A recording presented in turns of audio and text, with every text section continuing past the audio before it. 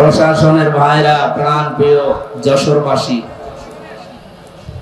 আল্লাহর দরবারে শুকরিয়া জানাচ্ছি, যিনি একটা বিশাল পাথর আমাদের বুকের উপর থেকে নামিয়ে দিয়েছেন। জবান খুলে বলেন আলহামদুলিল্লাহ। এটা যে একটা নিয়ামত, এটা মানেন তো? অনেকে এখনো পর্যন্ত নিয়ামত স্বীকার করতে রাজি না। তারা তো আসলে টের পায়নি, তারা তো বেহেশতে ছিল।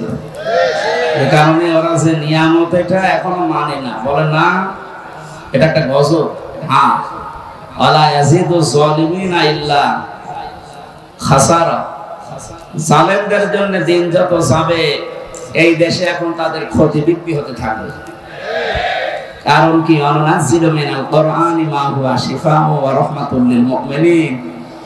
এই কোরআনে কারীম নাজিল করার ধারাবাহিকতায় আল্লাহ এমন এমন বিধান দিয়েছেন যেগুলো মুমিনদের জন্য শিফা, রোগ মুক্তির কারণ। ব্যক্তি, পরিবার, সমাজ এবং রাষ্ট্রে যে রোগগুলো আছে, কোরআনে কারীম দিয়ে আগামীতে সবগুলো সংশোধন করা হবে ইনশাআল্লাহ। বৈষম্য বিরোধী ছাত্র আন্দোলনে যারা শহীদ হয়েছে, জীবন দিয়েছে, আহত অবস্থায় এখন হাসপাতালে আছে প্রায় 2700-র উপরে, আমি জানি 17,500 উপরে প্রায় মারা গেছে এই দেশে। না, মারা যায়নি, শহীদ হয়েছে, মারা গেছে।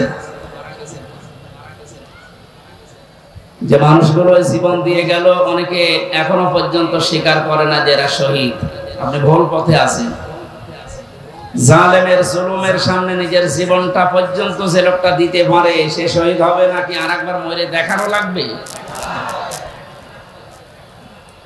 কোরআনে কারীম জানিয়েছে, ওয়ালা তাকুলু লিমান ইউকতালু ফি সাবিলিল্লাহি আমওয়াত বাল আহইয়াউ ওয়ালাকিন লা তাশউরুন। সূরা বাকারার 154 নম্বর আয়াতে আছে। তাফসীরে ইবনে কাসির আর ফি সিলালিল কোরআন দেখবেন, ব্যাখ্যা লেখা আছে। আল্লাহ পাক বলেন, মুখ দিয়ে কোনোদিন কথা বলবি না। যেহেতু মানুষ মুখ দিয়ে কথা বলে, এজন্য মুখের উপর আল্লাহ নোটিশ দিয়েছেন। শুধু একজন দুইজনকে না, ওয়ালা তাকুলু, এটা বহু বচন। কেউ এ কথা বলার সাহস করবে না, কোনোদিন বলবে না। যারা আমি আল্লাহর জন্য জীবন দিয়েছি, এরা মারা গেছে। বরং এরা জীবিত, কিন্তু তোরা টের পাস না। এতটুকু আল্লাহ শেষ করেননি। আল্লাহ পাক বলেন, মানুষ মুখ দিয়ে কথা বলে, এরপরে অন্তর দিয়ে ধারণা করে। এই জন্য ধারণার উপর আল্লাহ দিয়েছেন নোটিশ। ওয়ালা তাহসাবান্নাল্লাযীনা কুতিলু ফি সাবিলিল্লাহি আমওয়াতা বাল আহইয়াউন ইনদা রাব্বিহিম ইয়ারযাকুন। সূরা আলে ইমরানের 159 নম্বর 69 নম্বর আয়াতে আছে। রব্বুল আলামিন বলেন, ধারণাও করবে না কোনোদিন মনে মনে যারা শহীদ হয়েছে, এরা মারা গেছে। না, এটা ধারণাও করা যাবে না। এত মর্যাদা আল্লাহ তাদেরকে দিয়েছেন। মাওলানা রবিউল ইসলাম, এখনই মরার দরকার নেই। যদি মরে, ঈমান নিয়েও যদি মারা যায়, এটা এখন যুবক মানুষ এখন বাঁচবে, সারের কথা বলে এমনি কয়েকদিন পর মরে যাবে। মানে যদি ঈমান নিয়েও মারা যায়, কয়েকদিন আগে হজ করে এসেছি তো, আলহাজ জাহাঙ্গীর আলম প্রফেসর মানুষ, উনি যেন মারা যায় ঈমান নিয়ে মারা গেল, কবরে রেখে আসবে, ঘুমিয়ে পড়বে, কিয়ামতের আগে উঠবে, এর আগে আর খবর। এতটুকু শেষ। কিন্তু শহীদ আবু সাঈদ, শহীদ আল্লামা দেলাওয়ার হোসাইন সাঈদী রহমাতুল্লাহ আলাইহি 90 সালে ময়দানে তিনি একবার এসেছিলেন। এখন চলছে 24 সাল। এই 34 বছরের ভেতরে এখানে আর কোরআনের কথা এভাবে মনে হয় হয়নি।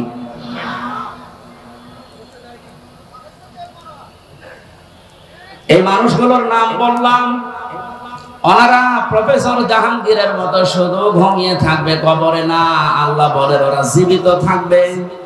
ইনদা রাব্বিহিম ইয়ারযাকুন, ওরা তাদের রবের কাছে রিজিক খাবে। সুবহানাল্লাহ।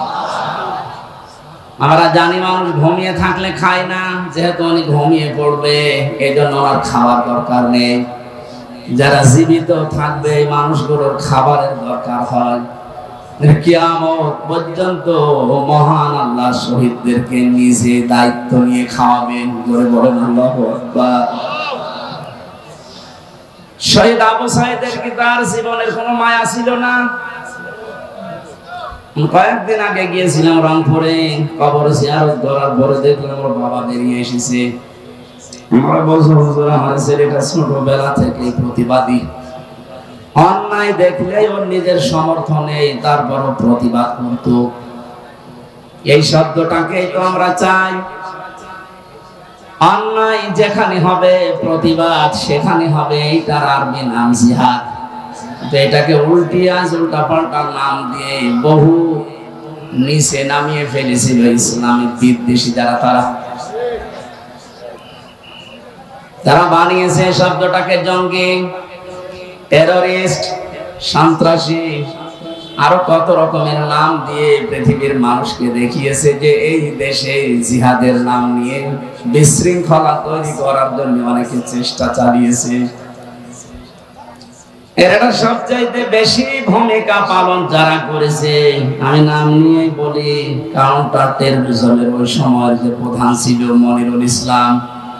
আমার যতটুকু বাস্তবতায় জ্ঞান আছে কোরআন আর হাদিসের উপরে, এই লোকটার অ্যাক্টিভিটিস, এই লোকটার কাজ কামের কারণে, এর তৎপরতার কারণে যত মানুষের জীবন এই দেশে নষ্ট হয়েছে, গুম হয়ে আছে। এখান থেকেও একজন গুম হয়েছে, রেজওয়ান। গুম এই শব্দটা শুনতে যদিও ছোট মনে হচ্ছে, এটাতে কত বড় ভয়ানক এবং বিপজ্জনক একটা শব্দ। যারা এখন দায়িত্বে আছেন এত কড়াকড়ি করেন, কিয়ামতের আগে যেন এই দেশে আর কেউ গুম না হয়। আর আমরা চাই এই গুম শব্দের সাথে যারা জড়িত ছিলেন একটাকেও যেন ছাড়া না হয়। কোথায় গেছে ওই মনিরুল? কে যেন সেদিন এক কানা লোককে দেখলাম, অন্ধ, গান বানিয়েছে। কোথায় কাদের কাকা?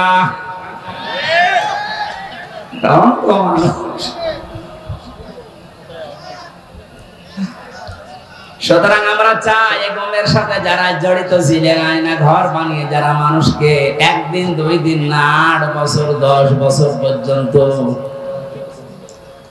আমার মনে হয় যাদের ভেতরে অন্তত যারা পরিমাণে মনুষ্যত্ব আছে, তারা কোনদিন আয়না ঘরের ভেতর থেকে পাহারা দিয়ে এসে নিজের বাড়িতে ঘুমানো সম্ভব না। আমার রিমান্ডে যে মাটির নিচে ছিলাম, সেখানে ওরা রেখেছিল, আমার উপর যে অত্যাচার করতো, মাঝে মাঝে চিন্তা করতাম, আল্লাহ এরাও তো মানুষ, এরা বাড়ি যে স্ত্রীর কাছে থাকে কি করি? এতে তো ঘুম আসার কথা না।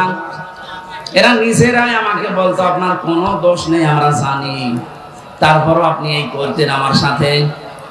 কালো কাপড় দিয়ে চোখ বেঁধে, হাত পেছনে বেঁধে রেখে, মাথায় দড়ি দিয়ে টাঙিয়ে রাখতেন, আর আপনি বাড়ি যে ঘুমাতেন, ঘুম আসতো কি করে? তার মানে মনুষ্যত্বের যারা পরিমাণ একটা কিছু ছিল না, এরা মানুষের বাইরে চলে গেছে। আমার সাথে ভালোবাসতো আমাকে, তাই যদি এই করে যাদের ওরা দেখতেই পারে না, মাঝে মাঝে বলতো হুজুর আপনার ওয়াজ শুনি আমরা। ওরে শয়তান, কিসের ওয়াজ শুনি তুই?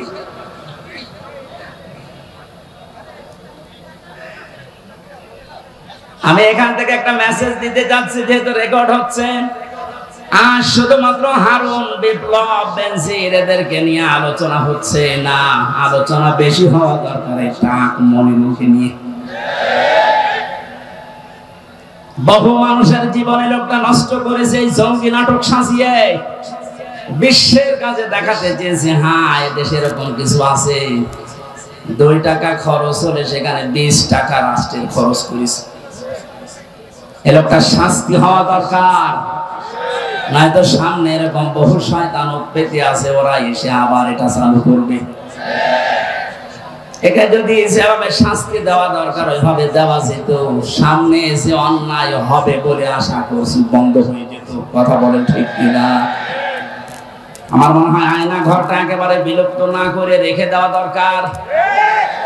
তাম পৃথিবীর মানুষেরা কিয়ামত পর্যন্ত এই পৃথিবীতে যারা আসবে, বাংলাদেশে যারা দেখতে আসবে, এরা যেন দেখে বসে যে এই দুনিয়ায় বাংলাদেশ নামক যে দেশ ছিল, এই দেশে একটা জালেম ছিল। 1628 জন মানুষ দায়িত্বে ছিল, তার ভেতরে একজনের হাত খোলা ছিল, আর বাকি 1627 জন মানুষের হাত সব বাঁধা ছিল। গত কয়েকদিন আগে আমার যত মামলা ছিল সব ঢিসমিস হয়ে গেছে, সব বেকসুর খালাস দিয়ে দিয়েছে। মনে করলাম মাননীয় আদালতকে প্রশ্ন করে যে মাননীয় আদালত, এই মামলা তো 3 বছর আপনার কাছে ছিল, প্রত্যেক মাস 2 মাস 3 মাস পরে পরে মামলা আপনার কাছে আসতো, 3 বছরে কতবার এসেছে, আপনি কোনদিন এই মামলার রায় দিলেন না। আগে বলতেন যে হাত বাঁধা, এখন হঠাৎ করে রায় দিয়ে, শুধু রায় না বেকসুর খালাস, তার মানে আপনি প্রমাণ করে দিলেন যে আমার কোনো দোষ নেই। কথা বলেন না, আমার কোনো দোষ পাইনি, এই জন্যই তো আমাকে বেকসুর খালাস দিয়েছেন। তাহলে আমার 3টা বছর যে নষ্ট করে দিলেন, কেড়ে নিলেন, যেভাবে কষ্ট দিলেন, আপনাকে জেলখানার কন্ডেম সেলের ভেতরে আমারে রাখলেন। আমি চাই আমার মামলার আয়ু ওই মিজান থেকে শুরু করে একেবারে উপরে যিনি বসা ছিলেন, যারা এর সাথে জড়িত, প্রত্যেককে আমার মতো 3 বছর শাস্তি দেওয়া হোক। বেশি করে ফেললাম না? বেশি না। ওয়াইনা ক্বাবতুম ফাআকিবু বিমিসলি মা উকিবতুম বি, যতটুকু অত্যাচারিত তুমি হও ওই পরিমাণে যদি করো, কোনো গুনাহ নেই। আমি তো এটাই চাচ্ছি। আপনি আমার উপরে যা করেছেন, আমারটা আমি বললাম। ব্যারিস্টার আরমানের উপরে যা করেছেন 8 বছর, আমাকে তো 1 তালা মাটির নিচে নিয়েছিলেন, আর ওরে নিয়েছে 3 তালা মাটির নিচে। আজান কি, দিন কখন রাত কখন আমরা জানতাম না, আন্দাজে ইশারায় নামাজ পড়তাম। এই কঠোর অবস্থা 1 দিন 2 দিন হলে মেনে নেওয়া যায়, 8 বছর আপনার কল্পনার বাইরে চলে যাবে। এরপরও অনেকে সাফাই গাছে যে কি করেছে, তারে কুকুরের মতো তাড়িয়ে দিলেন। আজকে তার ছেলে স্ট্যাটাস দিয়েছে, বাংলার মানুষেরা আমার মাকে কুকুরের মতো বিদায় করে দিয়েছে। লজ্জা করেনি কথা বলতে, কি বলছে না বলছে, মাথা খারাপ হয়ে গেছে। কেন কুকুরের মতো তাড়িয়ে দিয়েছে? তার বাস্তবতায় আয়না ঘর। আমার যতটুকু বাস্তব জ্ঞান আছে, এদেশের 18 কোটি মানুষকে যদি জালেমরা যা করেছে, 18 কোটি মানুষ সবাই বলে আমরা মাফ করে দিলাম, উদার হয়ে। ব্যারিস্টার আরমানের বলছি কোনো মাফ করবে না।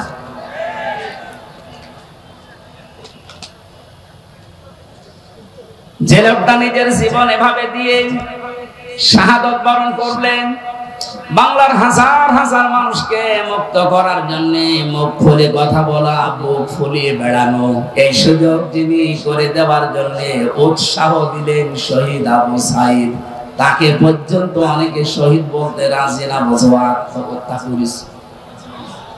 মানুষ কি অবস্থায় ছিলেন এই 16 বছর আপনি টের পাননি? আপনি টের পাবেন কি করে? আপনি তো বাতিলের 5 আটা গোলামি করেছেন।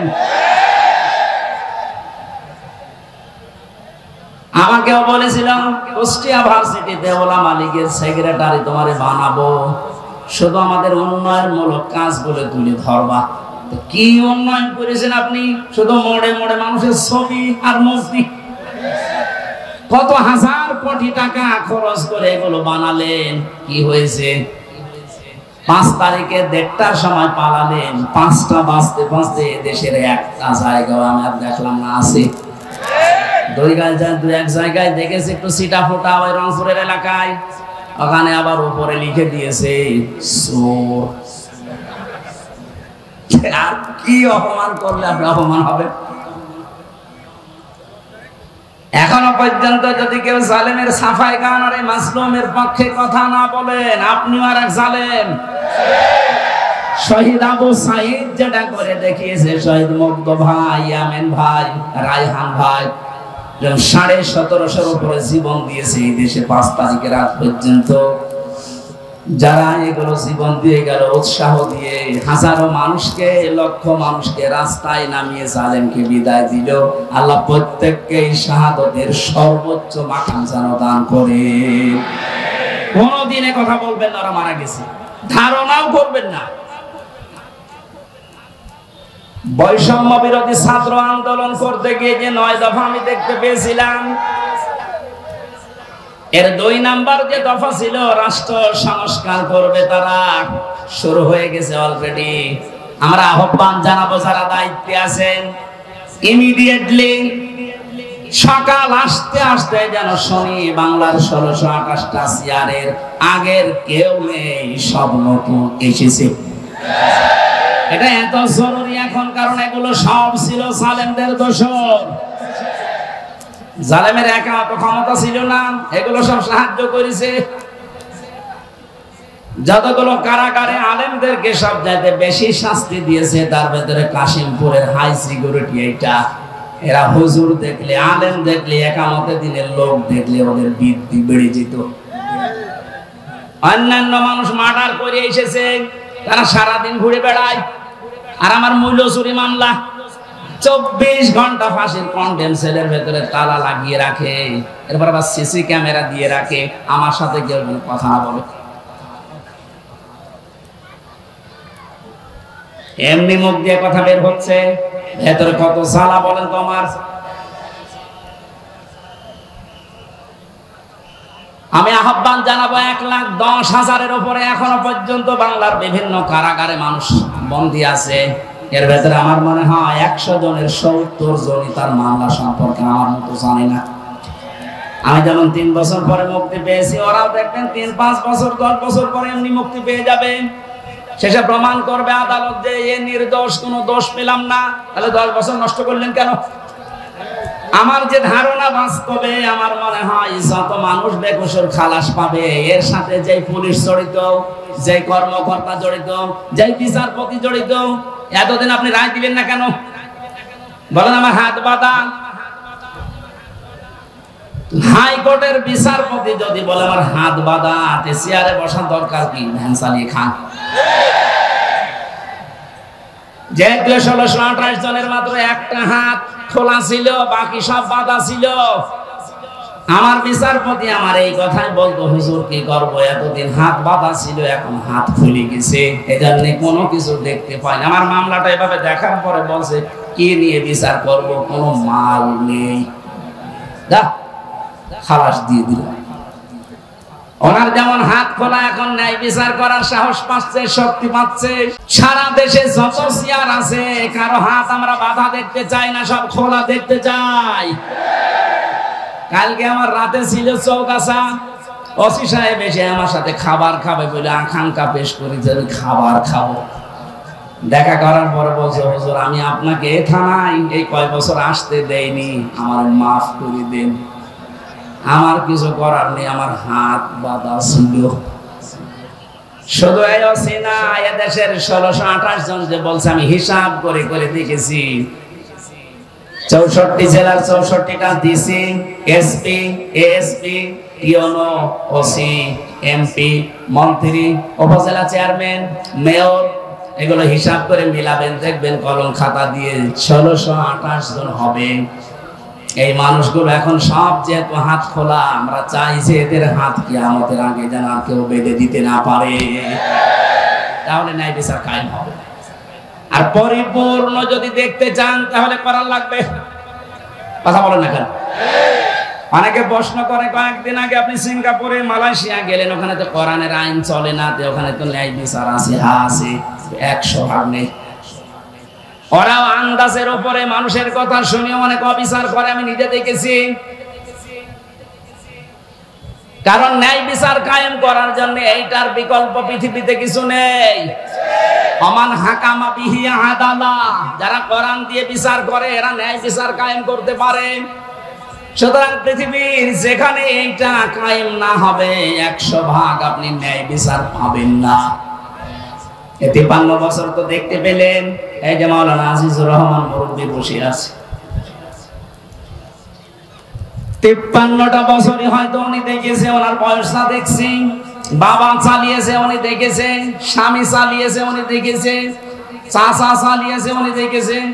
আমার যেহেতু 92 সালে জন্ম, চাচা পর্যন্ত মনে হয় আমি পাইনি, কিন্তু বগুড়ার ভাবিকটা তো দেখলাম। কথা বলছেন না কেন? 53 বছরে কি হয়েছে সব দেখতে পেলাম, বিশেষ করে এই 2 ট্রাম। কাঙ্ক্ষিত মানের কি আসে তা তো সবই দেখেছি, কারণ মুখে মুখে খালি বুড়ি উড়িয়েছি, উন্নয়নের মহাসড়কে দেশ চলছে।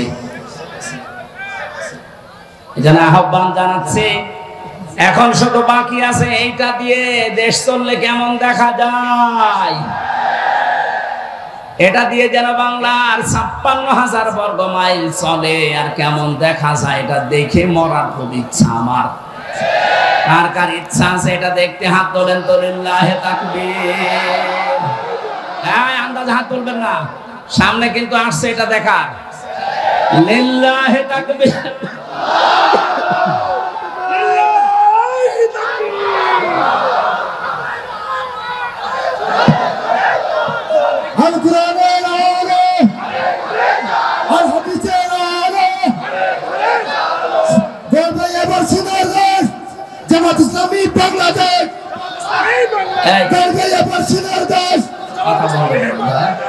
আমি একটা হাদিস বলছি, এবার দেখেন তো এটা মানা যায় কিনা।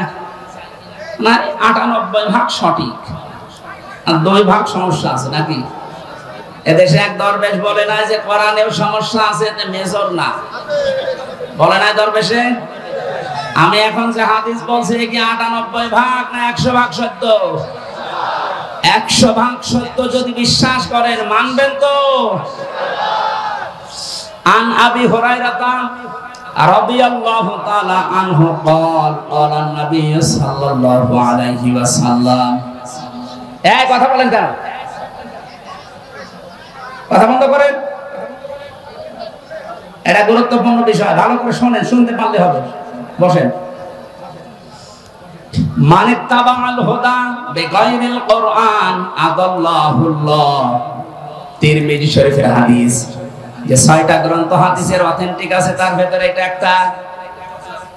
আল্লাহর নবী জানিয়েছেন এই পৃথিবীতে কোরআন বাদ দিয়ে কেউ যদি কোন জায়গায় ভালো হওয়ার নিয়তেও যায়, আল্লাহ নিজে দায়িত্ব নিয়ে তাকে গোমরা বানিয়ে দেয়।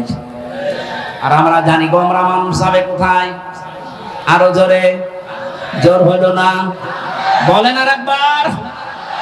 এবার হাদিসের বাস্তব ব্যাখ্যা শোনেন। কোরআন যেখানে নেই, এখানে যদি আপনি ভালো হওয়ার নিয়তেও যান, আপনাকে খারাপ বানানোর দায়িত্ব হামজার। তাহলে দল্লায়া দিল্ল দিত, আপনি নিজেই নিজেকে খারাপ বানিয়ে ফেলেছেন। এটা যেহেতু ভাবে ইফাল থেকে এসেছে, আবাল্লা ইউবিল্লু, বাংলা অর্থ দাঁড়িয়েছে আপনি হয়তো ভালো হওয়ার নিয়তে কোনো জায়গায় গিয়েছিলেন, কিন্তু সেখানে কোরআন ছিল না, কোরআনের কর্মসূচি চলে না, আপনি গেলেন কেন সেখানে? এই জন্য আল্লাহ নিজে দায়িত্ব নিয়ে আপনাকে গোমরা বানাবে, আর গোমরা মানুষ যাবে। সুতরাং আজকের এই ময়দানে গরমে শুধু আসা না, কঠিন একটা সিদ্ধান্ত নিয়ে যাওয়া লাগবে।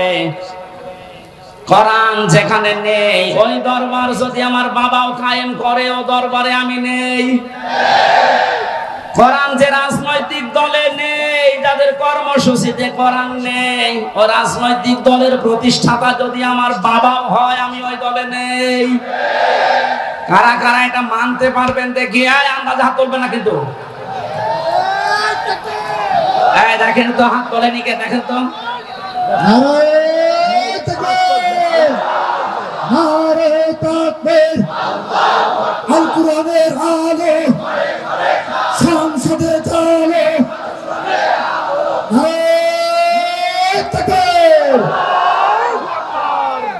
পুলিশের হাত তোলার দরকার নেই, পুলিশ তো নিরপেক্ষ থাকবে, পুলিশ হাত না।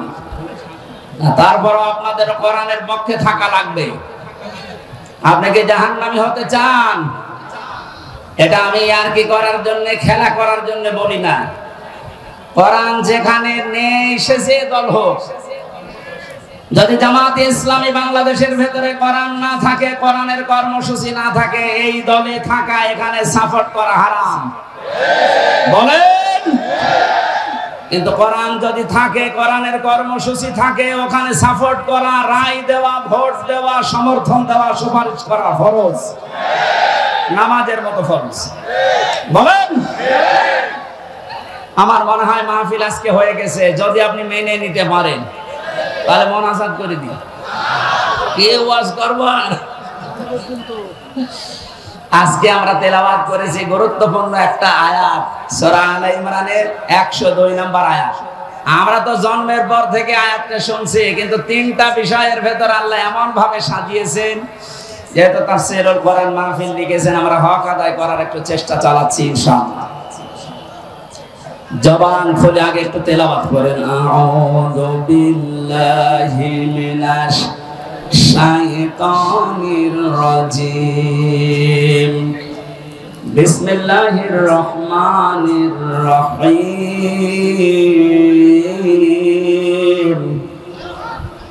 ইয়া আইয়ুহাল্লাযীনা আমানু তাকুল্লাহা হাক্কা তুকাতিহি ওয়া লা তামুতুন্না ইল্লা ওয়া আনতুম মুসলিমুন।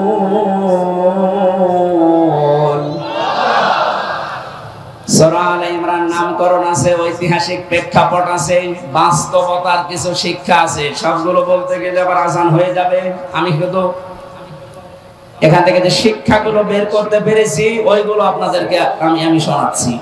আল্লাহ প্রথমেই ডাক দিয়েছেন শুধু ঈমানদারকে। এই আয়াতের মুখাতেব যারা, তারা ঈমানদার। কোনো বেঈমান এই আয়াতের ভেতরে নেই। এখানে যদি কোনো বেঈমান থাকেন আপনি চলে যান।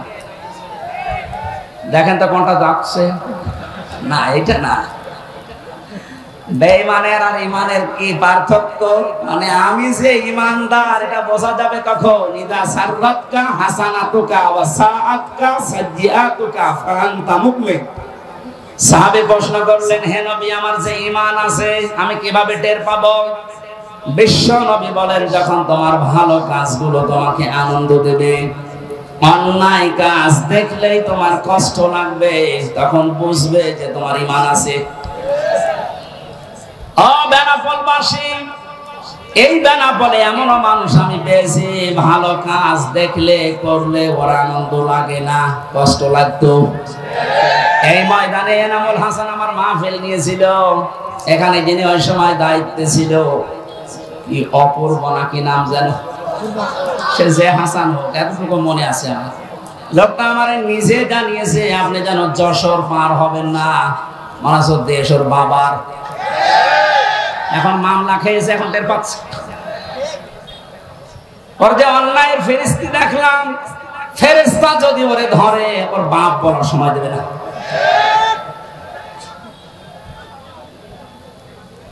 আল্লাহ গজব থেকে যে আপনাদেরকে বাঁচিয়েছে, এখন যিনি আছে মনে হয় আল্লাহর ওলি হবে। আল্লাহ ওনাকে হায়াতে তার যে বাঁচিয়াত। ছোট বাচ্চা পাওয়া গেছে, সুমাইয়ার নাম, স্টেজের পিছনে আছে। একটা ছোট বাচ্চা পাওয়া গেছে, সুমাইয়া স্টেজের পেছনে আছে। যদি কারো হয়ে থাকে, মাইকের আওয়াজ যাচ্ছে যত দূর, ওখান থেকে নিয়ে যান। আমার ভাইরা, কি বলতে গেলাম, আমি তো ছাতা ভুলে গেলাম। এভাবে হঠাৎ করে আসলে ঠিক আছে, ওইটুকু মনে আছে আমার। সম্মানিত ভাইরা, যে যিনি আছেন দায়িত্বে, এই যে কিছুদিন আগে যশোরে যিনি এসপি হিসাবে দায়িত্ব পালন করার জন্য এসেছেন, ওনার একটা ভিডিও দেখলাম। মানে দায়িত্ব নেওয়ার পর তিনি জানিয়েছে, পুলিশের এই চাকরি আমি জান্নাতে যাওয়ার মাধ্যম মনে করি। এটা একটা আল্লাহর ওলি যদি এই কথা মতো কাজ করতে পারে। মসজিদের ইমাম সাহেব যদি বলে আমি ঘুষ খাই না, ওরা ঘুষ দেবে কে? আরে বেনাপোলের ওসি সাহেব যদি বলে আমি ঘুষ খাই না, এটা আল্লাহর ওলি। কারণ একেবারে আল্লাহ সব খুলে দিয়েছে।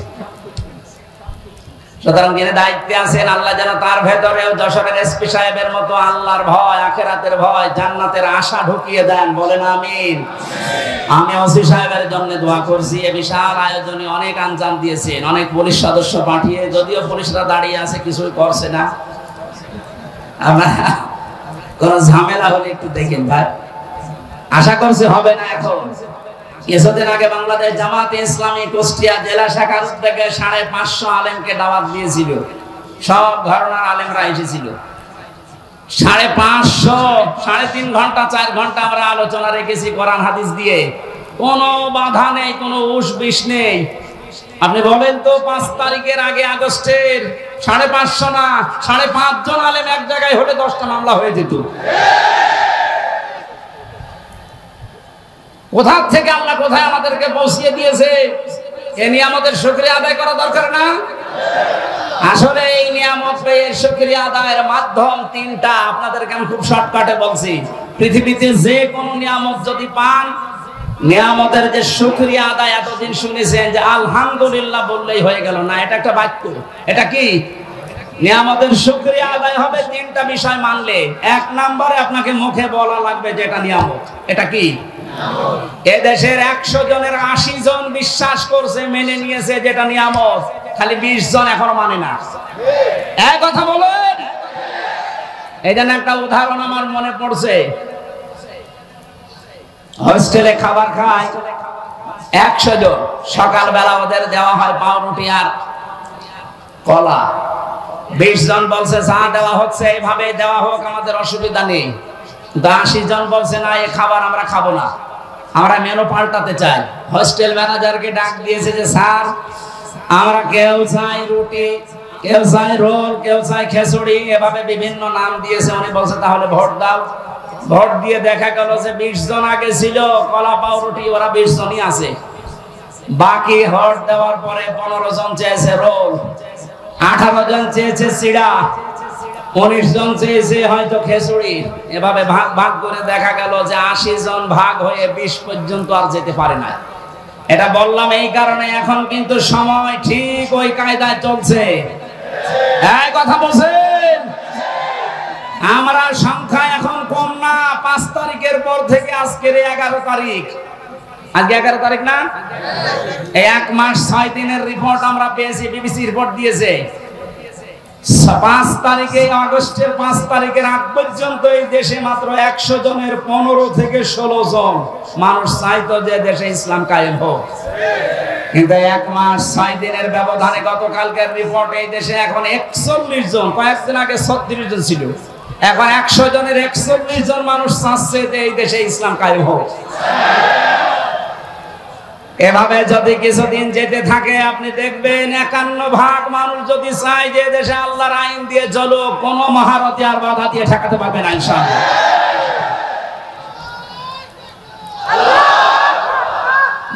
আমার কথা শেষ করতে হবে। বসা সম্মানিত ভাইরা, আমরা 80 জন, এরপরও আমরা 20 জনের সাথে পারছি না, কারণ ওরা সব এখনো কলা পাউরুটি আছে। কথা বলেন। আমরা 80 জন যদি এখন ভাগ ভাগ হয়ে 15, 17, 18, 19 যায়, 20 পার হতে না পারি, কিয়ামতের আগে কিন্তু এদেশে আল্লাহর বিধান আসবে না। যেন আমরা চাই ছোটখাটো বিষয়ে সব মতপার্থক্যবাদ। এই আয়াতের পরবর্তী আয়াতে এই কথাগুলো আল্লাহ দিয়েছেন, তোমরা সবাই মিলে ঐক্যবদ্ধ হয়ে আল্লাহর রজুকে আঁকড়িয়ে ধরো। মাওলানা মামুনুল হক হাফিজাহুল্লাহ 3 বছর আমার সাথেই ছিল পাশের রুমে। উনি মাঝে মাঝে আমার বলতেন, হামজা, বাইরে ভাবতাম কি আর ভেতরে এসে দেখছি কি। আমরা মারামারি করতাম বাইরে, 5 কলিনা 3 কলিনা লম্বা টুপি এই নিয়ে। মওদুদী রহমাতুল্লাহ আলাইহির এই ভুল আমরা ধরতাম। কেউ হাত বাঁধা নিয়ে, কেউ মোনাজাত নিয়ে ফতোয়াবাজি করতাম। আর এখানে এসে বাস্তবতায় কি দেখছি, বাইরে যদি যেতে পারি, কথা দিয়ে গেলাম তোমার সাথে, বাইরে যেতে পারলে সব ছোটখাটো বিষয় বাদ আমরা সব এখন আল্লাহর দ্বীনের জন্য এক হব। আমি দেখতে পাচ্ছি উনি ওনার কথা রাখতেছেন। সব ঘরানার ইসলামী মাইন্ডের হোক আর যারা উদারপন্থী এই দেশে আছে, জালেম বাদ দিয়ে, তারা সব এখন প্রায় এক হয়ে গেছে। যেহেতু এটা ফরজ উনি উপলব্ধি করেছে, উনি তো আর আমার মতো ছোটখাটো হুজুর না, শাইখুল হাদিসের বেটা শাইখুল হাদিস।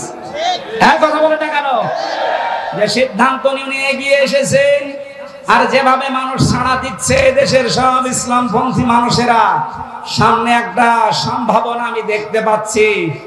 ভেতরের অবস্থাটা বাইরে এসে এখন যেটা বুঝলাম, আমার আল্লাহ মনে হয় চাচ্ছেন যে তার কালাম দিয়ে আমাদের এই দেশটা চলুক। এই জন্য পাঠাতে হবে ডিপজলকে, মিশন সওদাগরকে, পরিমণিকে পাঠাবেন, যাকে মাওলানা আজিজুর রহমান। কথা বলে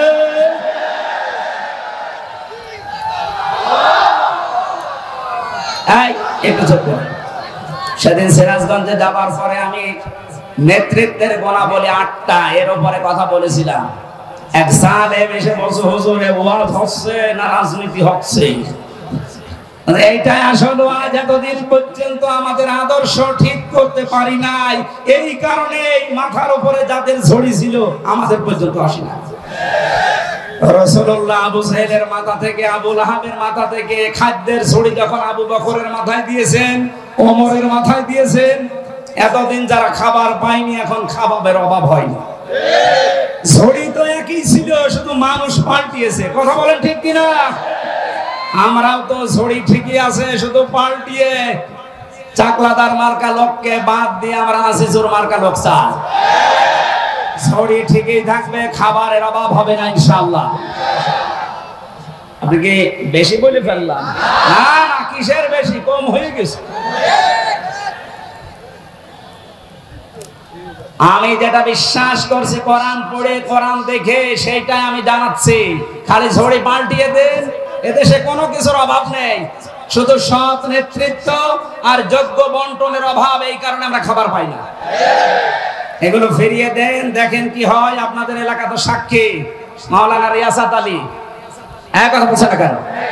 এই পাশের থানায় ছিল কে? মুহাদ্দিস আবু সাইদ। এর চাইতে জ্বলন্ত সাক্ষী আর কি চান? দিয়ে দেখেন তো এরকম মানুষকে।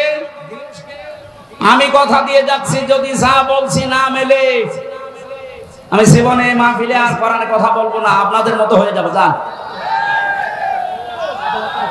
এই জন্য আল্লাহ ভালো কাজ দেখলে যদি আমাদের ভালো লাগে, আনন্দ লাগে, অন্যায় দেখলে যদি কষ্ট লাগে, দুঃখ পান, বুঝবেন যে আপনার ভেতরে আর যা থাক ঈমান আছে। এইরকম ঈমানদারকে আল্লাহ ডাক দিয়েছেন, ইত্তাকুল্লাহ, আমি আল্লাহকে ভয় করো। তাকওয়ার ব্যাখ্যা এতদিন পর্যন্ত কি শুনেছেন আমি জানি না। অনেকে মনে করে তাকওয়া মানে বিশাল জুব্বা গায়ে দিয়ে, পাগড়ি মাথায় দিয়ে, হাতে একটা তসবিহ নিয়ে শুধু এই সারের মতো পান খাবেন। না না, আমি পান খাই এই জন্য বলছি না। আমি দেখেছিলাম বাস্তবে পাবনা একবার, এক হুজুর আমার আগে ওয়াজ করছে, আমার ভাইরা, আমার এই পীর এত বড় আল্লাহর ওলি, প্রতিদিন 30টা করে পান খায়, প্রতি পানে হাকিমপুর জর্দা খায়। মরিদরা বলছে সুবহানাল্লাহ। এইটাই যদি সুবহানাল্লাহ হয়, নাউজুবিল্লাহ হবে কোন জর্দায়? আপনাদের এলাকায় যেহেতু এই জিনিস তৈরি হয়, এই জন্য ওই জিনিসের কথা তো বলা যাচ্ছে না। এটা কি এখনো তৈরি হচ্ছে? আমি আকিস গ্রুপে চাকরি করতাম 8 দিন হাসপাতালে ঢাকাতে। ডাক্তার মোহাম্মদ মহিউদ্দিন আকিস সাহেবের বড় ছেলে। বলেছিলাম, স্যার এই অখাদ্য কুখাদ্য একটু বাদ দিয়ে অন্তত খাদ্য তৈরি করেন মানুষের। ওনারা মনে হয় এটা বেঁচে দেওয়ার কথা। কি করেছে আমি তো 3 বছরের ভেতরে আমি আর জানি না। এই যে এইরকম দৃশ্য দেখলে আমরা আল্লাহর ওলি মনে করি, তাকওয়াবান মনে করি না। তাকওয়া হচ্ছে যেখানে যিনি দায়িত্ব পালন করবেন ওই জায়গাতে শিক্ষা এবং দীক্ষা নিয়ে। কথাগুলো খেয়াল করেন। যেখানে যেই লোকটা বসবে, দায়িত্ব পাবে, ওই বিষয়ের উপরে তার শিক্ষা লাগবে, প্রশিক্ষণ লাগবে, এবং বাস্তবে সে যেন সুচারুরূপে কাজটা আঞ্জাম দিতে পারে। এর আরবি নাম তাকওয়া। এইটাই করতে চাই বাংলাদেশ জামাত ইসলামী এবং ইসলামী ছাত্র শিবির। আমি বাস্তব দেখছি, এই কারণে বলছি, যোগ্যতা সম্পন্ন মানুষ শিক্ষা এবং দীক্ষা দিয়ে জায়গায় তুলে দেন, আল্লাহর কসমে দেশটা দাঁড়িয়ে যাবে ইনশাআল্লাহ। একটা নাস্তিক আল্লাহ বিশ্বাস করে না, অধ্যাপক আনিসুর রহমান, এই লোকটা ঘোষণা দিয়েছে বাংলাদেশ জামাত ইসলামী এবং ছাত্র শিবিরের হাতে 5টা বছর তুলে দেন। উনি গ্যারান্টি দিচ্ছে দেশে দুর্নীতি, চুরি, অন্যায়, অবিচার সব 5 বছরে বিদায় নিয়ে চলে যাবে। আল্লাহ বিশ্বাস করে না এই লোকটা এই কথা বলতে পারে। আর আপনি একটু নামাজও তো পড়েন, নামের আগে হাজি আছে, তাও আপনি বিশ্বাস করেন না। আপনি ফিরে এসে দেখেন কি হয়। আমার বংশের 100 জনের 98 জন ছিল এই জালেমের পক্ষে।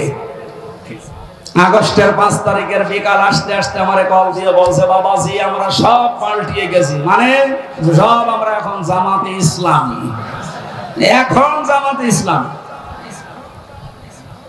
ওরা বুঝে ফেলেছে যে জালেমরা এই পৃথিবীতে আর প্রতিষ্ঠিত হতে পারবে না, কারণ আমরা 80 জন, ওরা মাত্র 20 জন। এক কথা বলেন না কেন? এখানে ছোটখাটো বিষয় নিয়ে আর গন্ডগোল করা যাবে না। সব বাদ, সব এখন আমরা এক হব। 80 জন যদি এক জায়গায় হতে পারি, সত্য কথা বলছে, কিয়ামতের আগে দেশ থেকে আর কোন জালেম চেয়ারে বসতে পারবে না ইনশাআল্লাহ। এজন্য আমাদের উচিত হচ্ছে তাকওয়ার যে ব্যাখ্যাটা আধুনিক বললাম, হ্যাঁ তাকওয়া মানে আল্লাহর ভয়, তাকওয়া মানে নিষিদ্ধ কাজ ছেড়ে দেওয়া আছে। আসল ব্যাখ্যা এইটা, আর এইটাই জামাত ইসলামী বুঝেছে। এজন্য যোগ্যতা সম্পন্ন মানুষ তৈরি করা, শিক্ষা দেওয়া, প্রশিক্ষণ দেওয়া, ওই জায়গা চালানোর মতো কোয়ালিটি তৈরি করে বসিয়ে দেওয়া, এটা যদি সত্যি আমরা করতে পারি, এই তাকওয়া আল্লাহ কি জানিয়েছেন? ওয়ালাউ আন্না আহলাল কুরা আমানু ওয়াত্তাকাউ লাফাতাহনা আলাইহিম বারাকাতিম মিনাস সামাই ওয়াল আরদ। আল্লাহ বলেন আমার উপর ঈমান আনার পরে যদি তাকওয়া অবলম্বন করতে পারো, তার মানে এইভাবে যেভাবে প্রশিক্ষণ দিয়ে 3 মাস 6 মাস 1 বছর পরে পরে খুঁটি বানায় এক একটা, এভাবে যদি তৈরি করে নিতে পারো, আমি আল্লাহ গ্যারান্টি দিচ্ছি লাফাতাহনা, লামে তাকিদ সুপারলেটিভ ডিগ্রি, এটা যত রহমত বরকতের দরজা আকাশ জমিনে আছে আমি আল্লাহ সব খুলে দেব। জোরে বলেন সুবহানাল্লাহ। এটা আমরা দেখতে চাই না, চাই না? লাফাতাহনা দিয়েছেন আল্লাহ, আল্লাহর গ্যারান্টি মিথ্যা মনে হয়? বলেন 100 ভাগ বিশ্বাস করে আল্লাহর কোরআনের এই সূরা আনআমের আরাফের 96 নম্বর আয়াতটা আল্লাহ যখন গ্যারান্টি দিলেন ঈমান আছে তোমাদের, এই অনুযায়ী তাকওয়া অবলম্বন করো, যোগ্য ব্যক্তি তৈরি করে যোগ্য জায়গায় তুলে দাও, আমি আল্লাহ পাক এই 2টা শর্ত দেখলে আকাশ আর জমিনের বরকতের দরজা খুলে দেব। কত হাজার কোটি টাকা পাচার হয়েছিল, 4 ভাগের 3 ভাগ ফেরত আসতেছে ইনশাআল্লাহ। যারা দায়িত্বে আছে এই মানুষগুলো যদি এই করতে পারে, যাদের ভেতরে 100 ভাগ তাকওয়া, ডক্টর আইনাতুল্লাহ আব্বাসী কয়েকদিন আগে ঘোষণা দিয়েছে, তাকওয়াবান মানুষগুলো যদি সত্যি চেয়ারে বসতে পারে, শুধুমাত্র টাকা যা পাচার হয়েছে এগুলো না, যারা এখনো বন্ধ করে রেখেছে ওইগুলো আল্লাহ ফেরত নিয়ে এসে দেবে ইনশাআল্লাহ। এক দরবেশের দিকে তাকিয়ে দেখলাম 36,000 কোটি টাকা ঋণ করেছে। দরবেশের অবস্থা যদি এই হয়, যারা ধরবেশ এদের অবস্থা কোন জায়গায়? সব কয়টা বিভাগেরা এমন জায়গায় পৌঁছিয়েছিল, শয়তান থেকে হাসতো যে আমি আর কি শয়তানি করবো, এটা আমার চাইতে বড় শয়তান। এখানে তাকওয়ার আমি এখানে 9টা ব্যাখ্যা পেয়েছি, সংক্ষেপ করছে। আপনারা একটু তাফসিরে ফি জিলালিল কোরআনটা একটু দেখবেন। এটা আমি জেলখানায় থাকতে বেশি বেশি স্টাডি করেছিলাম, এই জন্য রেফারেন্স গুলো এখান থেকে বলা হয় বেশি। ওয়ালা তামুতুন্না, মৃত্যুবরণ করবা না, ইল্লা ওয়া আনতুম মুসলিমুন, যতক্ষণ মুসলমান হতে না পারো। এই ঘোষণা কার? আরো জোরে বলেন। মুসলিম শব্দটা ইসলাম থেকে, সিলমন থেকে এরকম ভাগ ভাগ করে এসেছে। এই পৃথিবীতে যে ইসলাম আমরা বলি এটা 2 প্রকার। ইসলাম কয় প্রকার? আরো জোরে বলেন। একটা ইসলাম হচ্ছে প্রাকৃতিক ইসলাম, আর একটা হচ্ছে শরঈ ইসলাম। প্রাকৃতিক ইসলামে যে আম গাছে আম ধরা, সূর্য যেদিকে উঠতেছে তৈরি হওয়ার পর থেকে কিয়ামত পর্যন্ত ওইভাবে ডুবতে থাকবে, এটা প্রাকৃতিক। এটা কি? এইটার দায়িত্ব আল্লাহ মানুষকে ছেড়ে দেয়নি। সারা জীবন চেষ্টা করলেও আপনি আম গাছে তাল ধরাতে পারবেন? কারণ এই নিজাম, এই নিয়মটা কার বলেন তো? আল্লাহ ওটা কায়েম করে দিয়েছেন, কিয়ামত পর্যন্ত থাকবে। কিন্তু শরীয়ী ইসলাম যেটা কাগজে আল্লাহ দিয়েছেন, এই যে কোরআনের কাগজে, হাদিসের কাগজে, এই কাগজের ইসলাম জমিনে দাঁড় করানোর জন্য আল্লাহ পাক নিজে দায়িত্ব নেননি, এটা আমাদের উপরে ছেড়ে দিয়েছেন। এর আগেও আল্লাহ নেয়নি, এখনো নিচ্ছেন না, ভবিষ্যতেও নেবে না। হ্যাঁ, আমাদের অ্যাক্টিভিটিস দেখে আল্লাহ আমাদের হাতে তুলে দেবে। ইন্নাল্লাহা লা ইউগাজ্জিরু মা বিকওমিন হাত্তা ইউগাজ্জিরু মা বিআনফুসিহিম। যতক্ষণ পর্যন্ত কোন জাতি নিজের ভাগ্য পরিবর্তনের চেষ্টা না চালায়, ততক্ষণ আল্লাহ ভাগ্য পরিবর্তন করে দেয় না। এই কথা মানেন তো? সময় সুযোগ যখন এসেছে, আমাদের ভাগ্যকে আমাদেরই পাল্টাতে হবে। এই কাগজের ইসলামকে জমিনে নিয়ে আসা লাগবে ইনশাআল্লাহ। বলেন, এটা যদি সত্যি জমিনে ইজহার হয়ে যায়, মান করাল কোরআনা ফাস্তাজহারাহু, যে ব্যক্তি কোরআন পড়ে আর কোরআনকে বিজয় করার চেষ্টা করে, ফাহাল্লা হালালাহু ওয়া হারামা হারামাহু, এর হালালকে হালাল, হারামকে হারাম জেনে ছেড়ে দেয়, আদখালাহুল্লাহুল জান্নাহ, নবীজি বলেন আল্লাহ তাকে জান্নাতে দিয়ে দিয়েছে। বলেন আল্লাহু আকবার। এ কাজ যদি কেউ না করে, দুনিয়ার কাজ মনে করে ছেড়ে দেয়, যে কাগজ ইসলামকে জমিনে প্রতিষ্ঠিত করা এটা রাজনীতি, দুনিয়ার কাজ, নবীজি বলেন মান মাতা, যে ব্যক্তি মরে গেল, আলাম ইয়াফজু, গজওয়া করা, আন্দোলন করা, দিন কায়েম করার কোন সিদ্ধান্ত, মন মানসিকতা, সাপোর্ট তার ছিল না, আলাম ইউহাদ্দিস বিহি নাফসাহু মাতা আলা শুবাতিন মিনান নিফাক, এই লোকটা মারা যাওয়ার সময় নামাজি হতে পারে, রোজাদার হতে পারে, হজ করা হতে পারে, অথচ মুনাফিক হয়ে মরবে। বলেন নাউজুবিল্লাহ। আল্লাহ আমাদের হেফাজত করুন।